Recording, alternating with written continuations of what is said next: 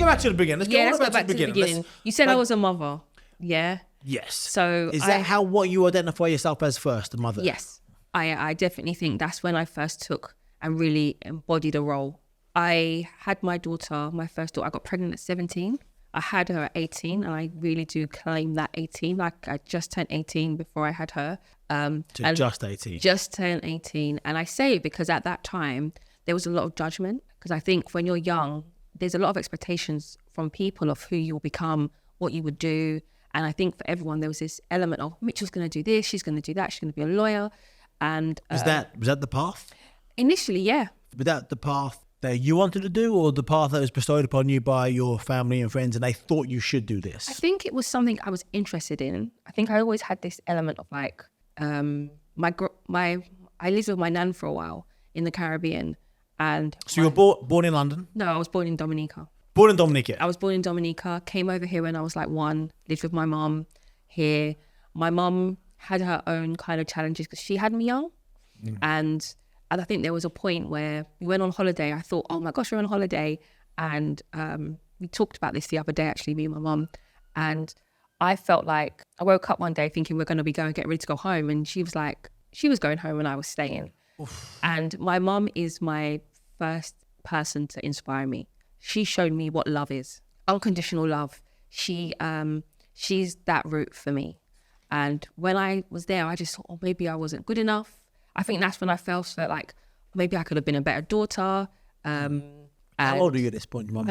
I actually think I lost a bit of time. I must have been about 8. Also old enough to really understand. Yeah. Like, I was my mom's shadow. Like, my mom couldn't even go toilet without me. Like, we'd go places and she'd be like, she want to go toilet, and I'd be like, I'm coming. Like, she couldn't go anywhere without me. So that was the first time I felt like really like, oh my gosh. So I lived with my nan for a while, and it wasn't the best experience, only just because of the things that happened out there. But my step granddad, her husband, was studying to do law, and it interested me. I think I liked who he was, and I was just like, oh, I want to be a lawyer. And my nan's other daughter was wanting to be a doctor. So we were both like, one's going to be a doctor, one's going to be a lawyer. And but I didn't stay. I think I must have stayed there for maybe about 2 years. I went to school there, and you just kind of feel like you don't belong. And I did feel like that. I think that I felt like I was the black sheep of the family, just because my mum had me young. And I think you can see how everyone sees you. They might not say it like to you, but the way people will treat you sometimes is like, okay, yeah, your mum had you young. Like, so I kind of got treated like the outcast. At such a young age, you felt like you're the black sheep? Yeah. Or is that something you can look back on now? You felt it at the time? No, I was. Yeah. I'm sure, but like you felt it. Like, it wasn't. Yeah, I felt it. No, I felt it. I didn't feel everything.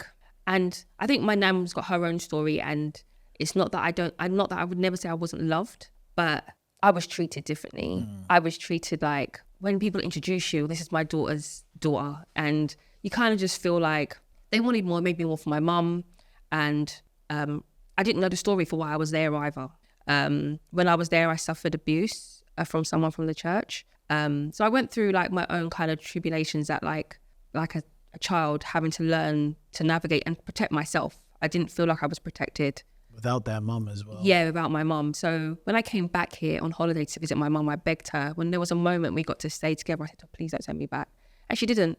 And she actually said to me, but I called you and I said, you want to come home? And I said to her, you asked me in front. I was on the phone. Everyone was watching me. I've got to live with these people and you're asking me, do I want to come home?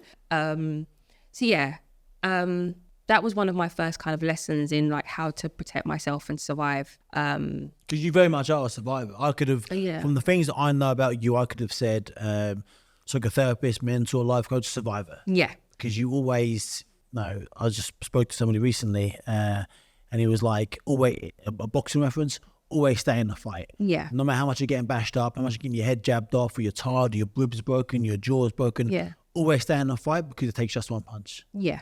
To win the fight. 100%. So when I came back, I lived with my mum, and there was just this whole thing like, Mitch was a lovely girl, she should do really well. But I think no one really realised how much maybe I was suffering, going through, like, I didn't even realise I was suffering. I had been abused sexually, and also the rejection and not being with my mum. There was a lot, like an 8-year-old, when you come back to here, 11 I must have been, I was kind of going through, and I don't think anyone really realised that I was going through things. Did your mum know about that stuff? I did tell her, but I think you just don't really know what to, I don't think, especially in those times, you don't really know how to, I don't think it was a thing how you support someone, especially if they're telling you they're okay. And then it's trying to fit into a different country, coming back here, going to school. And you kind of put this mask on. And I kind of went through a secondary school. I definitely believe I had like a bit of a mask on, trying to just navigate and survive it. My first really high school boyfriend, we ended up having our first child together. And was it all romance and love like you see in the movies? Or? No. At the beginning, we were best friends. And yeah, we got together. But actually, no, when I look back at it, and I've told him this actually, so I can say it like quite a thing. He used to think I was the girl that got away. I was the one that ran. I didn't know what love was. And I think when you're at 15, 16, you kind of think you know what love is, but you don't. You have an idea. You learn love from everyone else. You haven't necessarily learned what love is to you. So we had, I got pregnant. I was so scared. I remember doing the pregnancy test and being like, I went to the cinema with my friends. And what did you watch? Do you remember? No, actually, because I don't think I even watched the movie. I was sitting there with the pregnancy test thinking, okay, I'm going to go and do this pregnancy test. No one even knows I'm going to go and do this test. I went and did it. It said negative, but I put it in the Sainsbury's bag. I remember very clearly. I wrapped it up in the Sainsbury's bag. I thought, all right, I would dispose of it later, put it in my bag.